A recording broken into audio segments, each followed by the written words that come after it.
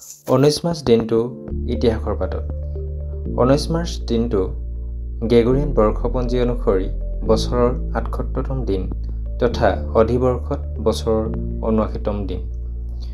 19 March দিনটোত ইতিহাসৰ পাতত কিছু তাৎপৰ্যপূৰ্ণ ঘটনাৰ বিষয়ে ক'বলৈ আগবাঢ়িছোঁ।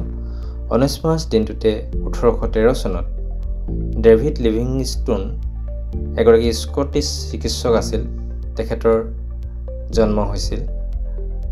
19 মাৰ্চ দিনটোতে 1955 চনত ব্ৰুচ উইলিছ এগৰাকী আমেৰিকান অভিনেতা, তেখেতৰ জন্মদিন।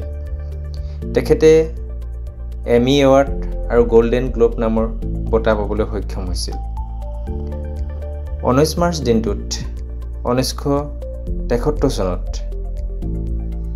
ভাৰতীয় চলচ্চিত্ৰ প্ৰযোজক হেমেন গাংগুলীৰ মৃত্যুদিন। 19 মাৰ্চ দিনটোতে 2006 চনত গোলাপ বৰবৰা এগৰাকী অসমৰ প্ৰাক্তন মুখ্যমন্ত্ৰী আছিল, তেখেতৰ মৃত্যুদিন। তেখেতে প্ৰথম অসমৰ অকংগ্ৰেছী চৰকাৰৰ জনতা দলৰ চৰকাৰৰ মুখ্যমন্ত্ৰী আছিল।